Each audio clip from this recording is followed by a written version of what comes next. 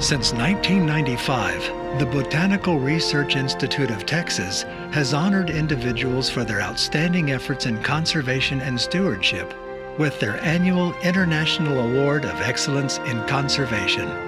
This year, BRIT proudly recognizes one of the most influential voices in ocean exploration and conservation, Dr. Sylvia Earle. For more than 60 years, Dr. Earle served as a champion and advocate for protection and preservation of ocean habitats around the world. From her early years in Gibbstown, New Jersey, her love and fascination with the natural world was evident as she roamed the woods surrounding her home for hours on end, delighting in what she found. That love of nature was brought to the ocean when her family moved to the west coast of Florida. The Gulf of Mexico became her new playground, classroom, and laboratory, one that would eventually expand to cover the entire planet. Life in the sea. That's what entranced me as a kid, and it still does. You're never alone when you're in the ocean, because life is everywhere. Driven by her love for the ocean, she graduated with a Bachelor of Science degree from Florida State University in 1955. And earned her master's degree a year later. Inspired by the exploits of Jacques Cousteau and William Beebe, she quickly became an accomplished diver, blazing a trail for others with the then revolutionary scuba equipment and setting records for depth and duration as she continued to explore the ocean depths. Despite the fact that her fields of expertise were dominated by men at the time, it never occurred to her not to pursue her passion. Her determination proved fruitful. She was the only woman among 70 scientists during the 1964 International Indian Ocean Expedition, her first. That led to another expedition, this time to the Pacific Ocean.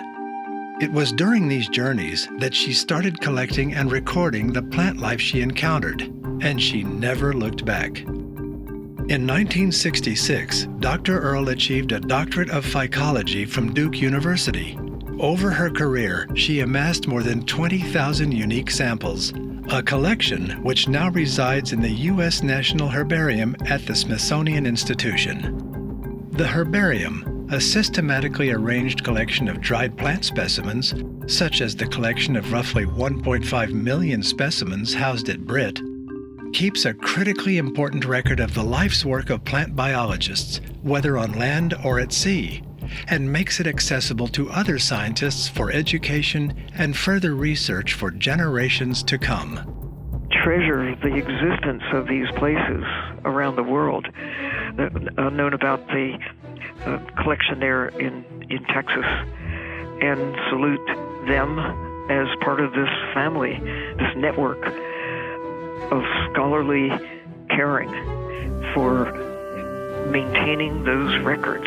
This is treasure trove of knowledge, like a library, only it's a library of life. Sylvia entered the public consciousness when she led an all-female team of divers in the Tektite 2 project. These pioneering Aquanauts would spend 2 weeks in an underwater habitat in the U.S. Virgin Islands, diving for up to 12 hours a day. The men were called Aquanauts, of course, but somehow the idea that there were women there, we got called Aqua Babes, Aqua Chicks, Aqua Naughties. It was amazing. And we just had to just shrug it off, why not? We didn't care what they called us. They could have called us anything, just so we got to go and do what we wanted to do. Though the headline suggests society hadn't caught up to taking women scientists seriously in 1970, the platform gave Sylvia a public voice, a voice she never stopped using. It really, for me, was a kind of turning point, because you had to face large crowds of people and try to explain to them why you were doing what you were doing. Why do you want to study seaweed? It just provided an opportunity to understand that people are interested, but you have to get their attention first. A lifetime of first-hand experiences provided her a unique perspective on how quickly and dramatically ocean habitats have changed in recent decades. She has made it her mission to share her perspective with the world at every possible opportunity. Her small group was given a parade in downtown Chicago, and they were awarded the keys to the city by Mayor Daley. From there, recognition and responsibility continued to accumulate. Sylvia was a research fellow at Harvard from 1967 to 1981, a research associate at Cal Berkeley from 1969 to 1981, curator of phycology at California Academy of Sciences from 1979 to 1986. She served on the National Advisory Committee on Oceans and Atmosphere from 1980 to 1984. And in 1990, she was appointed Chief Scientist of NOAA. There, her outspoken stance on the effects of overfishing earned her the nickname the Sturgeon General. If you think about the body of the work, all those things are amazing. But I think it's in the attitude of she never let the world or her profession tell her what she could or could not do. And she came forward with a force that anyone would be amazed to watch. Frustrated by the political constraints of a presidentially appointed office, Sylvia would eventually resign, but not before she visited the Persian Gulf on 9 separate occasions to advise on the environmental damage caused by burning oil wells and spills that resulted from the Persian Gulf War. In fact, Sylvia was convinced she could do more for ocean conservation efforts as a private citizen. Dr. Sylvia Earle has authored over 150 publications during her remarkable career, including The World is Blue: How Our Fate and the Oceans Are One. We all need the ocean as much as any whale or seahorse or coral reef. That's our life support system in action. Without the ocean, we couldn't exist. Sylvia has been a National Geographic Explorer in residence since 1998.